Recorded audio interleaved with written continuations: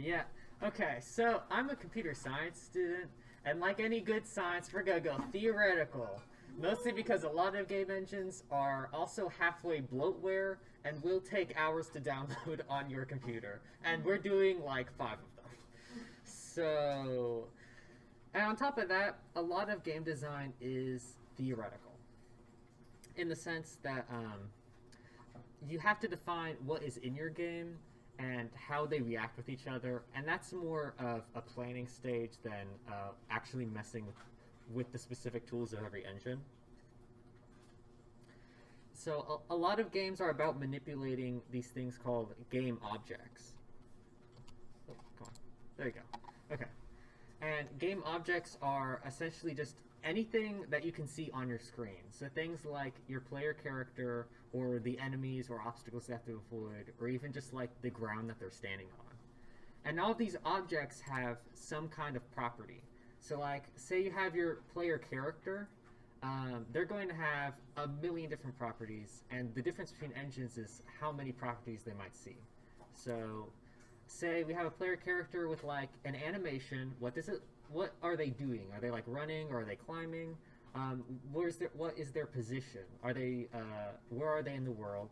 And what is it doing? What is its state? Which will depend mostly on the context of your specific game. And all of these properties have their own properties.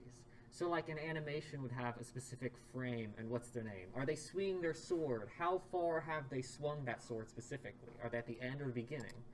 Are they on the X and Y axis, and Z if you're making a 3D game? Are they all the way to the left or the right of the screen? And then again, state is usually something that's more contextual. So if you're making a platformer, they're currently jumping, or how fast are they moving throughout the world? So the different types of engines are effectively just different types of viewing those properties and different types of modifying those properties. And so easier engines will typically restrict how many you can see, but it will also make it much easier to see the total sum of what your game is. So the first ones I want to talk about were visual scripting versus coding. Visual scripting is perfect for those who don't particularly know much about programming but want to focus on the foundations. A lot of the organization is handled by the engine. They typically have a drag and drop or button-based interface, so you can understand it at a glance. But again, with that comes limitations by how much it can visually represent on the screen. More coding-heavy engines, on the other hand, the organization, it can be all over the place and mostly depend on yourself and how well you can keep to your standards. It will typically require some knowledge of object-oriented programming, and, like variables and manipulating game objects and creating classes. But the scope is practically infinite and only limited by how much you know at that specific point. So the first ones I want to actually mention, so that way you can start your journey through visual scripting to coding, would be specialized engines. And these are for specific genres of games with specific types of gameplay. So again, the most restrictive, but also the easiest to understand. So the first one would be visual novels, which is typically just a character and some text. Now, technically, you're coding in Renpy because you have to type out every line of code. But the reason it's very beginner-friendly is that you're not writing a script in code, you're writing it more like a play or a television show. So you pair a character's name with what dialogue they want, and the verbs are just show, hide, or like lean in, or fade in, fade out. So it's very easy to wrap your head around what is possible. So you can mess with the UI and what specifically you want to show on screen, but they will generally look the same no matter what you do. There's going to be a character, some kind of art, and some kind of writing.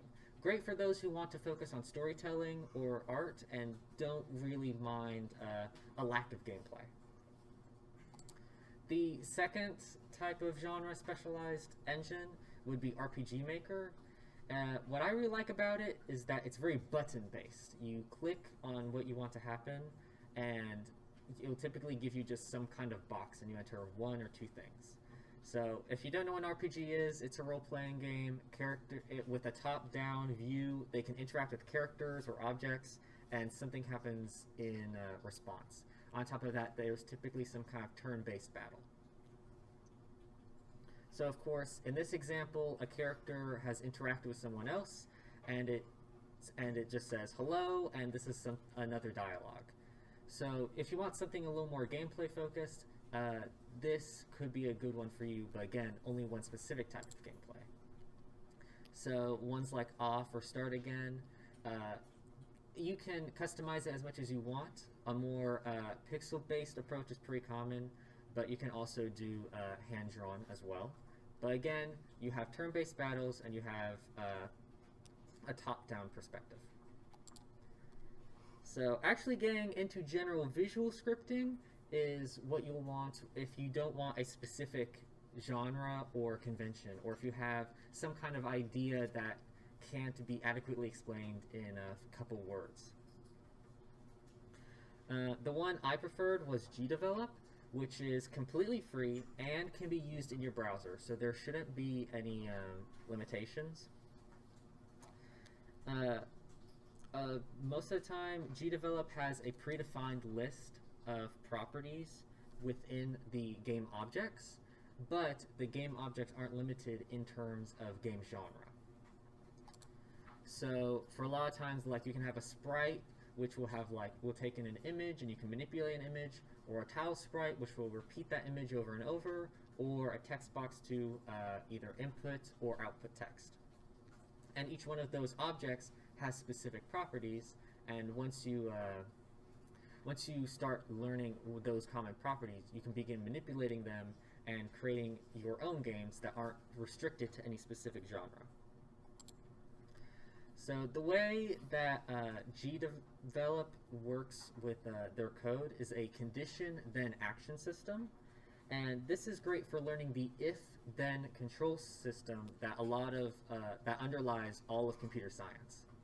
So on the left side is a condition, which if this property matches this value, then the condition will, then the action will occur. So in this example, if I want my player, when they move 5 feet to the right, then they will look like they're jumping.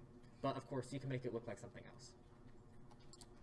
So if condition met, and again, what's great about Gdevelop is that it's a visual engine, so it gives you lots of drop-downs. So first you have your player along with all of your other game objects, and then it will give you a list of all of its specific game properties. So where it is left or right, up or down, or like collision if it's touching another object. And then you can set what value you want it to check to actually trigger that action. So in this case, I click player, I check the property X position, and I check if it's 5 feet to the right. So whenever the player has walked 5 feet, it will do whatever action I do. So then it will trigger whatever action. And it's very similar to creating a condition. You select from one of your game objects, you view one of those properties, so in this case, what animation is currently playing, and then what animation do I want it to actually start playing whenever the condition is met. So in this case, I chose player, I chose the property of animation, and then I say, oh, I want to play the jump animation. And then you can chain all of these conditions together to create some kind of controller. So in this case, changing the animation based on what the player is actually doing. So when the player is moving, make sure that if they're jumping, it looks like they're jumping. Or if they're climbing a ladder, then play the animation that they're climbing a ladder. And this can let you make more specific games in different genres rather than something a little more specialized. And it's all menu-based, and you can just click on the buttons and enter maybe a couple numbers. So again, great if you want to start learning the foundations of coding and scripting. And you can create a wide variety of genres. You can do like a platformer that's more left to right, or a top-down shooter, or some kind of top-down RPG. So now we're starting to get into more of the coding engines. Godot is currently my engine of choice for personal projects because it's probably the most lightweight coding engine I know. It's only a couple hundred megabytes instead of like an entire installer. It's pretty similar to Gdevelop, where it has predefined object types, but then you start actually coding to change those properties. So you have a bit of direction. So for example, there are a million different types of nodes as opposed to game objects. So you have an animation sprite that has whatever animation that's currently playing, or if you want to play a specific sound, you know exactly what, you probably can guess what kind of properties that node has. And I want you to know that everything is a node within Godot. The game itself is a node, which has a sub-node of whatever level you're playing, which has a sub-node of whatever obstacles, enemies, or player that's inside there. And again, they're all just game objects. They just have properties, and you can manipulate and check what those properties are. So, for example, if I had some kind of arena game, I would have the game scene node of the arena, which would have all these game objects. It would have the player, it would have the camera that follows the player, it has a couple of timers to spawn enemies or make sure that the player hasn't totally run out of time, and it has a couple audio players. And if I go into that node, I can go into what properties. And these are what I want to modify and change, that way it becomes an actual game and starts reacting to feedback. And again, it's just input of general numbers or a slider. So then what makes it more of a coding engine is that when you can add a script, which is where you can start coding more freestyle, and you leave the drop-based menus. So there's no button that just says move player. So I have to start coding my own functions and lines of code. So I plan it in my head, move player. So I want to check their input and then move them based on whatever input they're inputting. Of course, there's no get input button either. So I have to write my own get input function. And Godot has a lot of built-in functions that are things like check if something is being pressed, or check if a specific key is being pressed.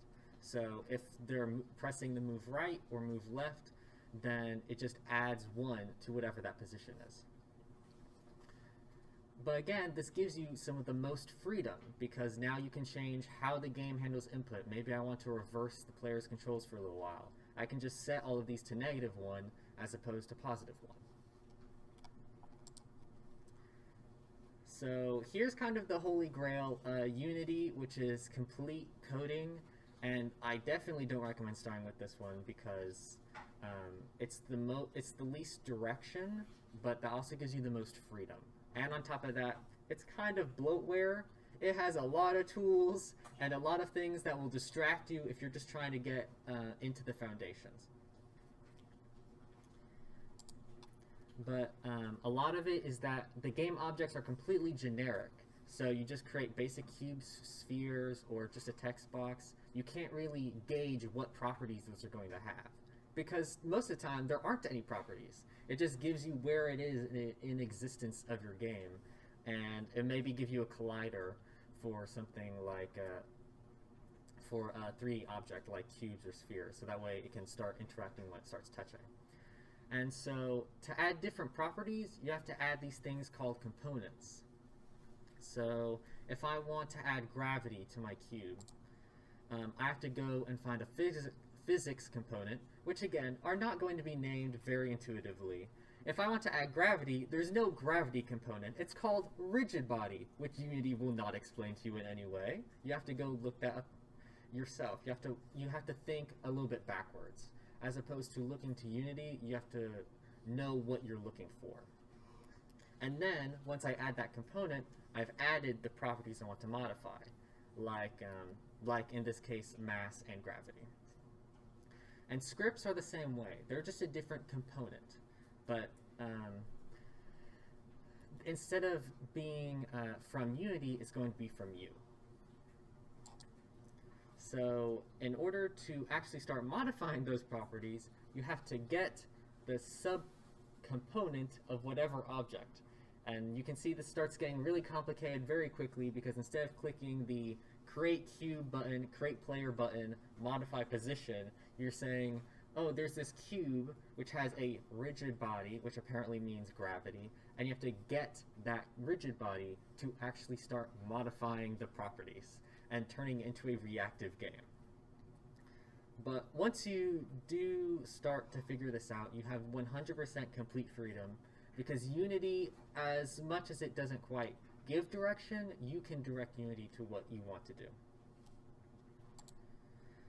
So this was my talk of game engines that kind of go from visual scripting to coding, sort of curriculum, sort of letting you figure out where you fall. You can start all the way in visual scripting for more specific genres, or all the way to Unity coding if you really know your way around variables, functions, and other object-oriented programming design.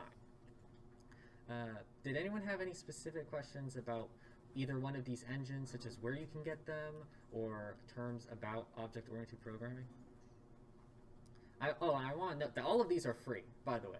As much as they're complaining about you have to spend $200+, almost all of these are free. The only one is RPG Maker, which will constantly go on sale for like $20. It's a lot more affordable than these art programs. Oh, and Unity, if you make more than how much is it? 100,000? It's like thousands of dollars. You will not Per have to year. worry about it. Like, there's a professional license for it, but only if you're like a company making like company profits. Yeah, so you shouldn't run into those problems.